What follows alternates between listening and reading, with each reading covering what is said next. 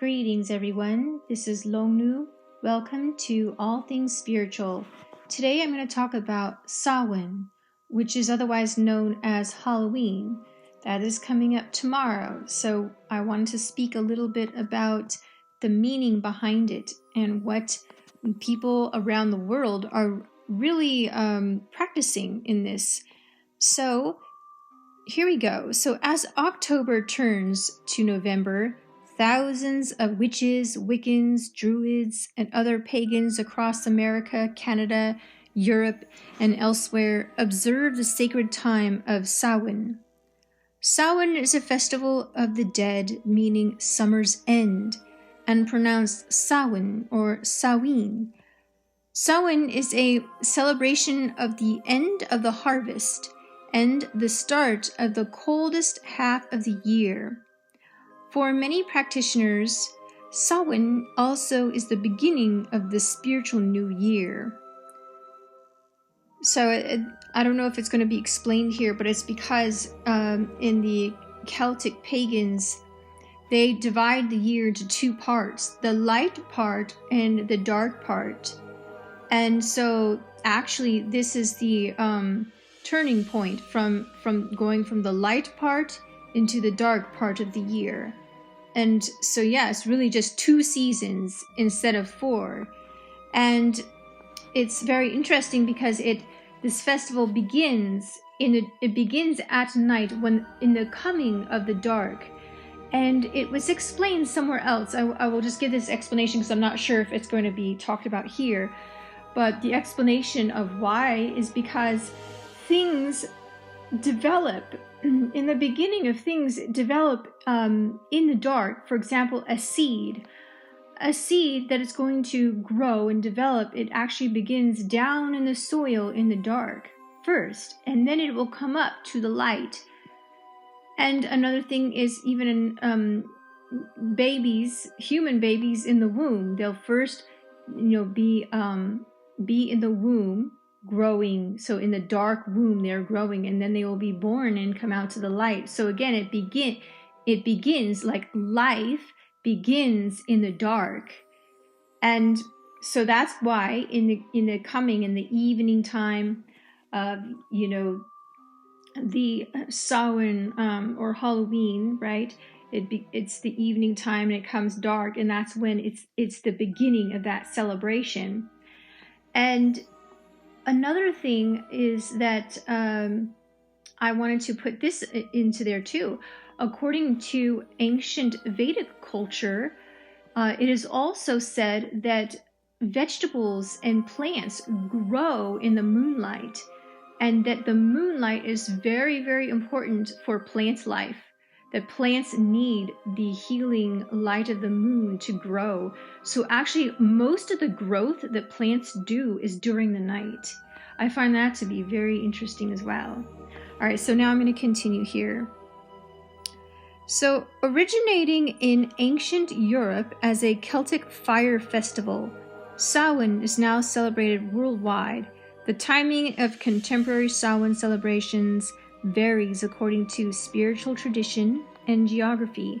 Many of us celebrate Samhain over the course of several days and nights, and these extended observances usually include a series of solo rites as well as ceremonies, feasts, and gatherings with family, friends, and spiritual community. In the Northern Hemisphere, many pagans celebrate Samhain from sundown on October 31st through November 1st. Others hold Samhain celebrations on the nearest weekend or on the full or new moon closest to this time. Some pagans observe Samhain a bit later or near November 6th to coincide more closely with the astronomical midpoint between fall equinox and winter solstice. Most pagans in the Southern Hemisphere time their Samhain observances to coincide with the middle of their autumn in late April and early May rather than at the traditional European time of the holiday. So you see, like if you're down in Australia or those southern portions, when we in the Northern Hemisphere we're having our fall winter, they're actually having their spring, you see. So they might time theirs differently. So they may be having theirs when we're having spring up here, then they're going to have their fall, and they will then celebrate it then. It's very funny how the world is like that, how the different seasons are shifted at different hemispheres.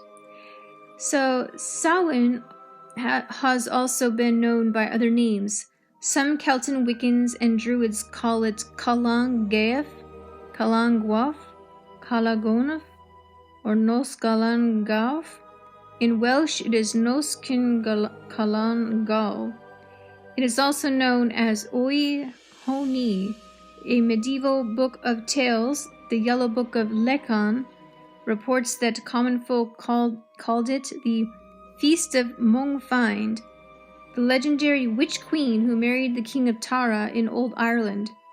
In the ancient Coligny calendar, an engraved bronze dating from the 1st century CE and dug up in 1897 in France, Samhain is called Trinoxion Samoni, or 3 nights of the end of summer.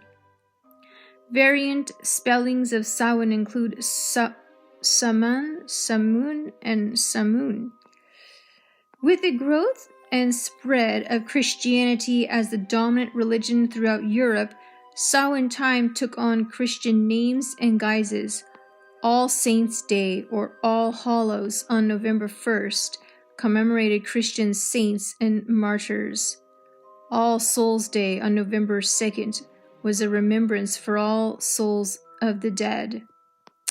So it looks to me like it is actually the Christian influence of this that has turned it into stuff that it has to do with the dead.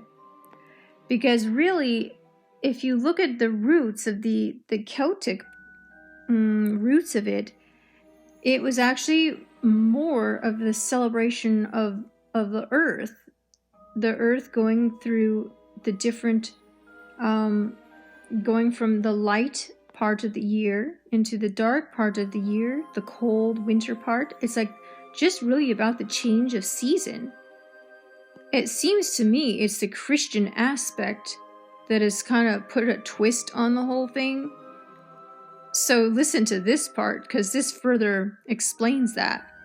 With the coming of Christian Spaniards to Mexico, the indigenous customs of honoring the dead at this time of year mixed with Roman Catholicism and gave birth to the Day of the Dead, Dia de los Muertos. You see, Roman Catholicism has been put their little 2 cents into it, making it the Day of the Dead in early November. Alright, so Samhain shares the ancient spiritual practice of remembering and paying respects to the dead with these related religious holidays of Christianity. See, it's kind of that strange mixture, I think. Because really it feels more like they were more into just the actual cycle of the earth. Anyway, Halloween, short for All Hallows Eve, is celebrated on and around October 31st. Although occurring at the same time of year and having roots in end-of-harvest celebrations of the ancient past, Halloween and Samhain are not the same, but 2 separate holidays that differ considerably in focus and practice. In contemporary America and elsewhere, Halloween is a secular folk holiday like its cousin Thanksgiving. It is widely and publicly celebrated in homes, schools, and communities, large and small, by people of many paths, ethnic heritages, and worldviews. Furthermore, Halloween has evolved to be both a family-oriented children's holiday as well as an occasion for those of all ages to creatively express themselves and engage in play in the realm of make-believe and fantasy through costumes, trick-or-treating, storytelling, play acting, pranks, cathartic, scary place visits, and parties. In contrast, Samhain and its related Christian holiday, counterparts continue to be religious in focus and spiritually observed by adherents.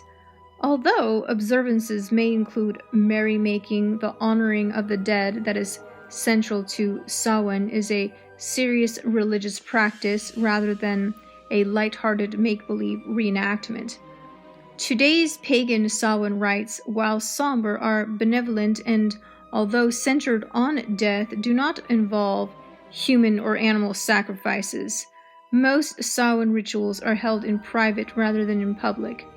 Samhain's long association with death and the dead reflects nature's rhythms. In many places, Samhain coincides with the end of the growing season.